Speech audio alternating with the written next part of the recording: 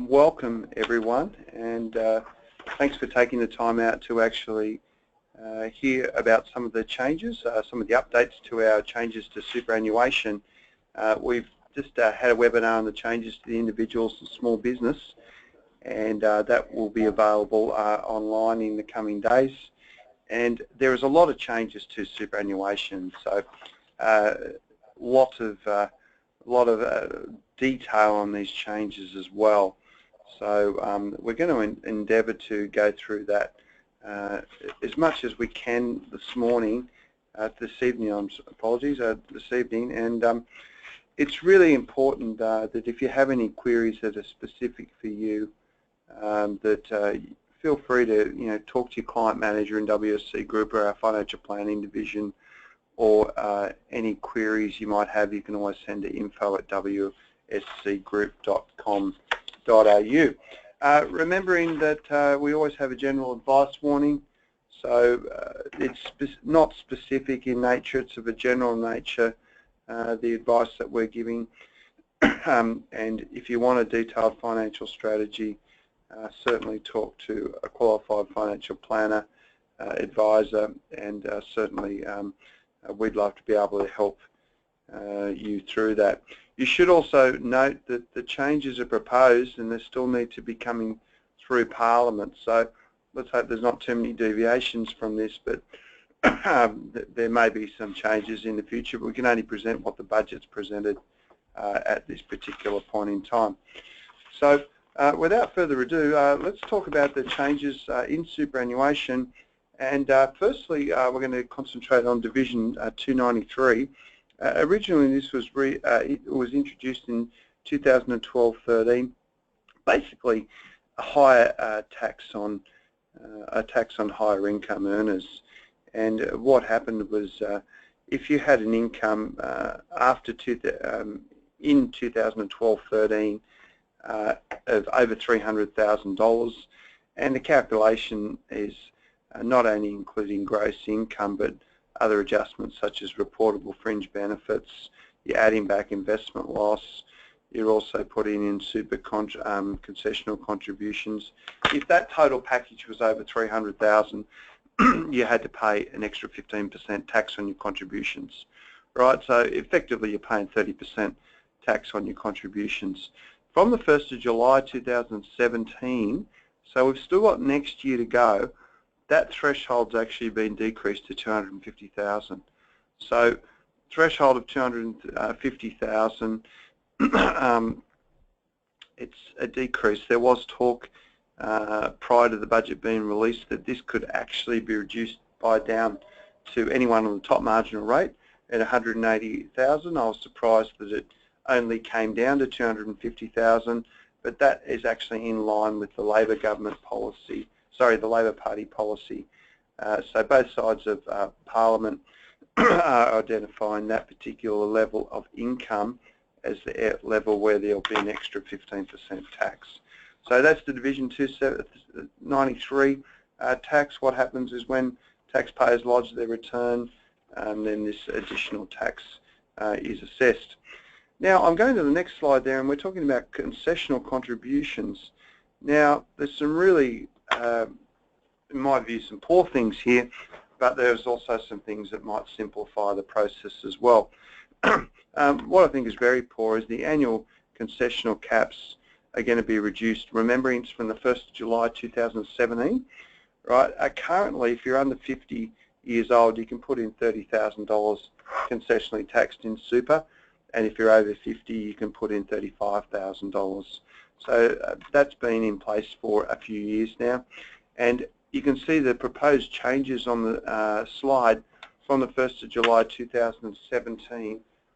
Both those concessional caps are going to be cut to $25,000 each.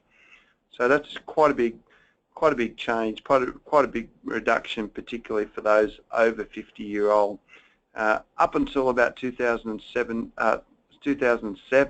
you could actually, if you're over 49 years old, put in well over $100,000 concessional tax in the super. So this has certainly been cut back very, very substantially. From the 1st of July 2017, what a positive change is that taxpayers will no longer have to show where they're self-employed that 10% of their income, no more than 10% of their income came from employment.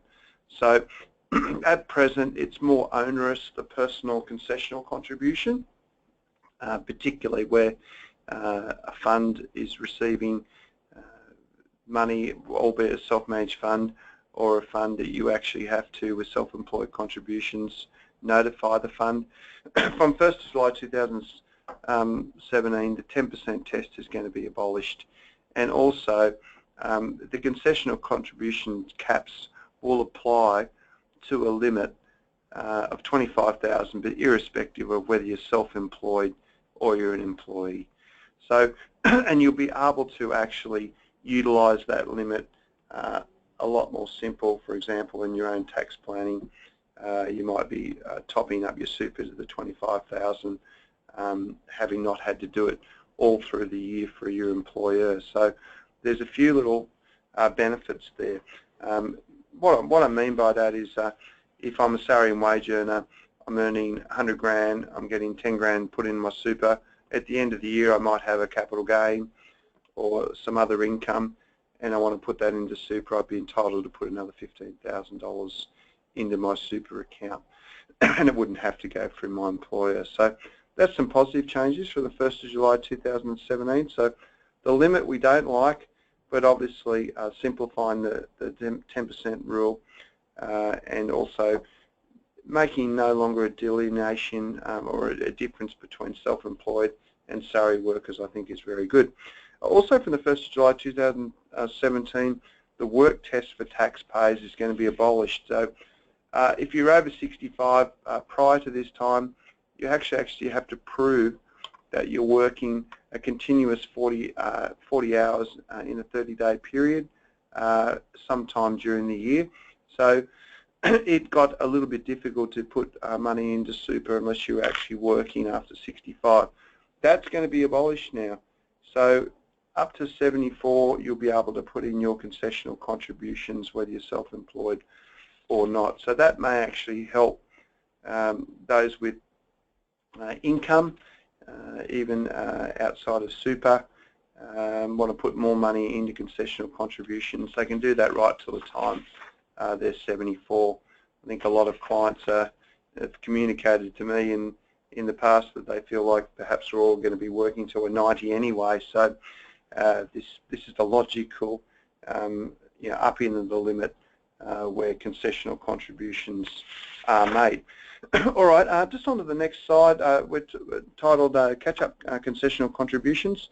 You can see there the government has actually announced that there is actually going to be a cap on after-tax contributions, and that's caused quite a lot of conjecture, and that's going to apply from the 1st of July 2017, and only unused amounts accrued can be carried forward, and those amounts on the concessional contributions can actually only be carried forward for up to 5 years. Okay, so on that carry forward test with the superannuation, there is some limitations on that. So the catch-up won't last forever. There's a 5-year limit. But going on to the next slide, sorry, and we're now talking about the concessional contributions. There's a lifetime cap now. It's been introduced, $500,000. What we don't like about this is that the lifetime cap was made, actually is retrospective and goes back to the 1st of July 2007. So this is not a good change. If you've already put in over $500,000 per member, we believe that you're not going to be required to take that money out, but it's going to apply from anything from now on that tips you over the 500 cap. Remember, in the existing arrangements, you can see there on the slide, allowed you to put $540,000 in over a 3-year period if you're under 65,000. So over, say, a 10-year period, you'd almost be able to put in $1.5 million for an individual member yourself, being $540 in 3-year periods. Now we're talking about just a $500,000 lifetime cap. Okay, not good news in our view. A couple of other points you can see there. If you've exceeded the cap we'd already spoken about prior to budget night, you won't be penalised. Okay. Okay. After that time, if you exceed the cap, well, the problem is you're going to have to actually withdraw that money from the fund, but you won't be subject to a penalty tax. Right. So non-concessional contributions are really a lot of changes made there. Now our next slide too is also very significant in that it's introducing a superannuation transfer cap, a balance. And again, from the 1st of July 2017, the government will introduce a $1.6 million superannuation transfer cap, and that is the limit to which you can get tax-free pension phase earnings. So this is a big change because if an individual member accumulates above 1.6 million, that excess has to go in an accumulation account where it's going to be taxed at 15%. Right, so taxation rate's still very low, but certainly a big change here. The good thing about tax law is it's based on the individual member balance, right? So what we can be doing in our tax plan is making sure that we even up, say, between a husband and wife as much as possible, their actual individual members' balances. The worst thing we're doing now is having one member with 1.7 million and one member with 100,000. So this is certainly,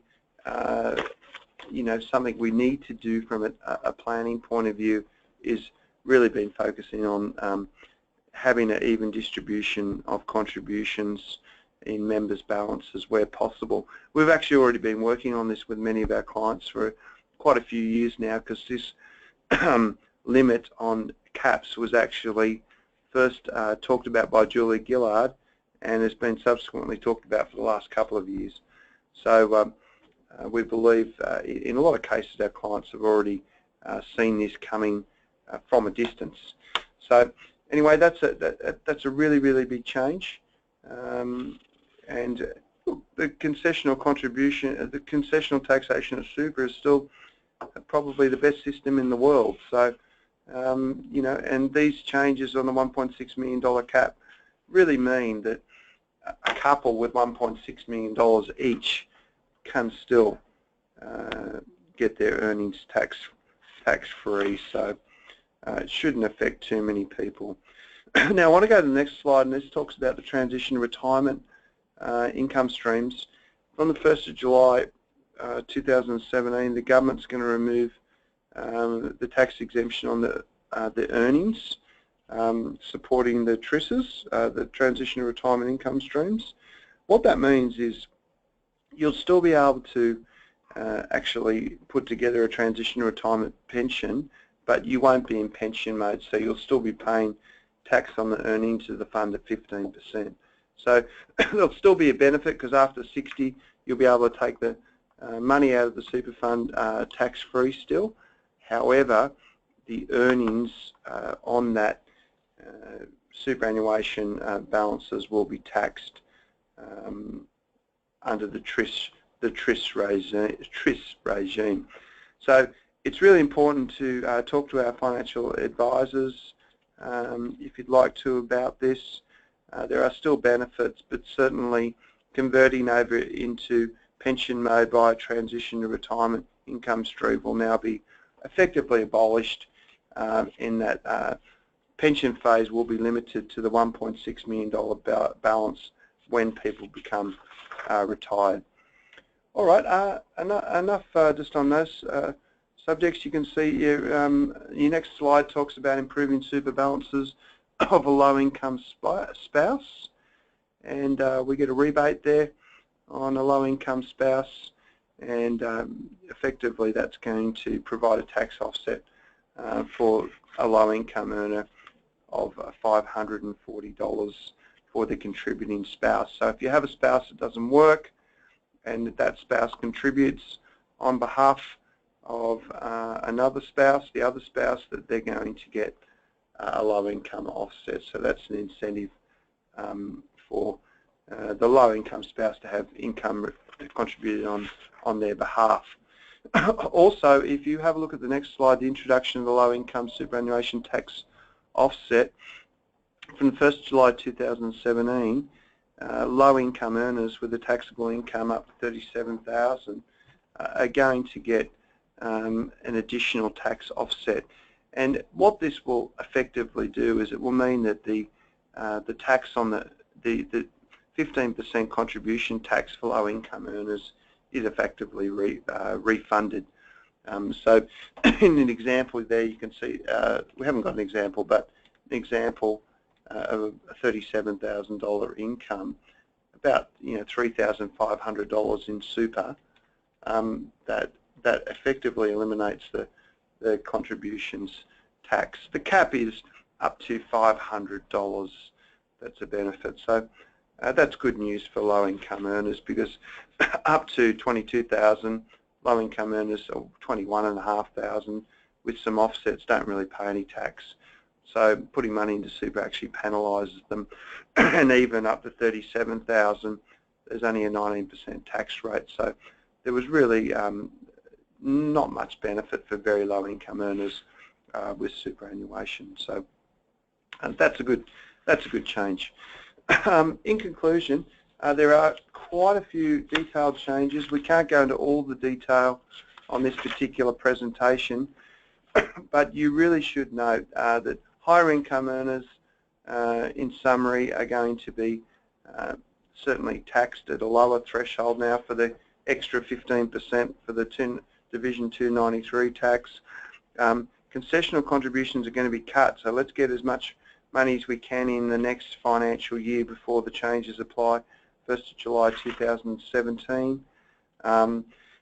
You can see there the catch-up concessional contributions is really good in terms of being able to catch up on some of the concessional contributions. Remembering, and I don't think I mentioned this before, that is limited, those catch-up provisions, with members of less than the $500,000 balance. So just keep that in mind. And your non-concessional contributions, we're very unhappy about that. But who knows if that change will ever get through. And certainly the limiting on a tax-free balance set at $1.6 million was always going to happen. And the transition to retirement scheme, having some of the benefits curtailed, certainly was to be expected. All right, well, look, I think that's probably enough for our webinar. But as I've said previously, talk to your client manager about any tax issues with regard to super. Definitely talk to our financial planners about your plan and where you're going. And we've got 3 staff in there now, and they just do a great job with their financial planning and assisting clients. And look, always email myself or talk to myself for any budget queries, info@wscgroup.com.au, and have a good rest of the evening, and we'll talk to you very soon.